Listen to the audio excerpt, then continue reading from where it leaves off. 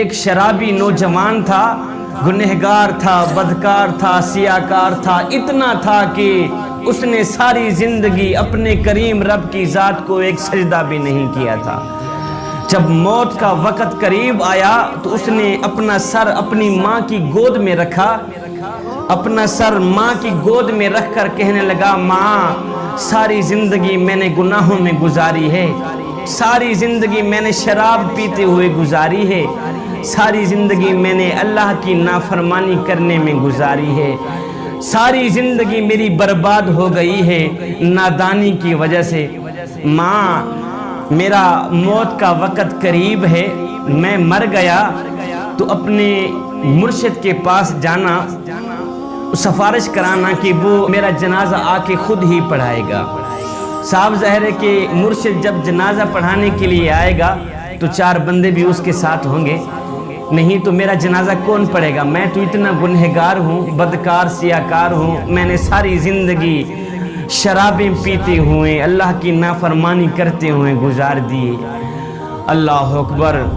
ماں اٹھی گئی اپنے مرشد حضرت حسن بصری کے پاس، جا کر کہنے لگی، میرے مرشد میرا بیٹا موت کے قریب ہے، تو وہ کہہ رہا ہے جب میں مر جاؤں تو اپنے مرشد کو کہنا کہ وہ آ کے میرا جنازہ پڑھائے گا۔ حضرت حسن بصری کہنے لگے، مائی وہ مر گیا تو میں اس کا جنازہ نہیں پڑھاؤں گا، اس نے ساری زندگی شرابیں پیتے ہوئے گزاری ہیں، ساری زندگی وہ مسجد کے قریب بھی نہیں گیا، ساری زندگی اس نے اپنے کریم رب کی ذات کو ایک سجدہ کرنا بھی گوارا نہیں کیا، میں اس کا جنازہ کیسے پڑھا سکتا ہوں؟ اللہ اکبر۔ وہ ماں روتے ہوئے واپس آئی، دوبارہ اپنی گود میں اپنے بیٹے کا سر رکھا، سر رکھ کر کہنے لگی، بیٹا کاش کہ تو نے زندگی میں ایک بات بھی میری مانی ہوتی تو آج میرا مرشد جنازہ پڑھانے سے انکار نہ کرتا، زندگی میں ایک بات پر بھی تو نے عمل کیا ہوتا، آج میرا مرشد تیرا جنازہ پڑھانے سے انکار نہ کرتا۔ میرا مرشد کہتا ہے کہ اس نے ساری زندگی اللہ کی نافرمانی میں گزاری ہے، شرابیں پیتے ہوئے گزاری ہے، میں اس کا جنازہ نہیں پڑھاتا۔ اللہ اکبر۔ نوجوان رونے لگ گیا۔ جوانو سنو، نوجوان کی آنکھیں خون کے آنسو بہانے لگ گئی، ماں تڑپنے لگ گئی۔ نوجوان نے کہا، اماں جی ایک بات تو بتائیں۔ ماں کہنے لگی، جی بولو بیٹا، کیا کہنا چاہتے ہو؟ نوجوان نے کہا، ماں مجھے اتنا بتا دے کہ میرے گناہ زیادہ ہیں یا میرے کریم رب کی رحمت زیادہ ہے؟ میرے گناہ زیادہ ہیں، میری بدکاریاں زیادہ ہیں، یا اس کریم رب کی رحمت زیادہ ہے؟ ماں خاموش رہی، ماں نے کوئی جواب نہ دیا۔ اس کے بعد بیٹا رو کر کہنے لگا، ماں مجھے ایک بات تو بتا دے، اگر ایک لمحے کے لیے تجھے میرا کریم رب مہلت دے دے، تجھے میرا اللہ مہلت دے دے، اے گنہگار کی ماں، اگر تو چاہے تو اس گنہگار بیٹے کو جنت میں بھیج دے، اگر تو چاہے تو اس کو جہنم میں بھیج دے، اگر ایک لمحے کے لیے میرا اللہ تجھے مہلت دے بھی دے تو مجھے کہاں ڈالے گی؟ جنت میں ڈالے گی یا جہنم میں پھینک دے گی؟ ماں فوراً بولی، نہیں بیٹے، اگر مجھے ایک لمحے کے لیے بھی میرا اللہ مہلت دے دے تو میں تجھے جنت کا دروازہ کھول کے اندر ڈال دوں گی، جنت میں ہی بھیج دوں گی، فوراً بھیج دوں گی۔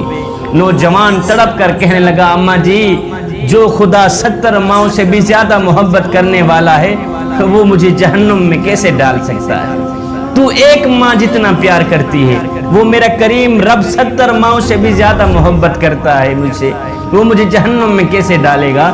یہ کہتے ہوئے خشیت الہی میں آ کر آنکھوں سے آنسو بہاتے ہوئے، آنکھوں سے نیر بہاتے ہوئے نوجوان کی روح پرواز کر گئی۔ ادھر ماں رو رہی تھی، دوسرا کوئی رونے والا نہیں تھا بیٹے کو، ادھر کسی نے دروازے پہ آ کے دستک دی۔ ماں نے جب دروازہ کھولا تو سامنے مرشد کریم نظر آئے، حضرت حسن بصری نظر آئے۔ محترمہ کہنے لگی، مرشد کریم آپ نے تو مجھے جواب دیا تھا، آپ کیسے آ گئے؟ آپ کو کیسے پتہ چلا کہ میرا بیٹا فوت ہو گیا ہے؟ مرشد کریم کہنے لگے، محترمہ جی جب تو میرے پاس آئی تھی اس وقت میں سونے لگا تھا، میری آنکھ لگی، خواب میں کسی کہنے والے نے کہا، او میاں تو سویا ہوا ہے اور میرے یار کا جنازہ کون پڑھائے گا؟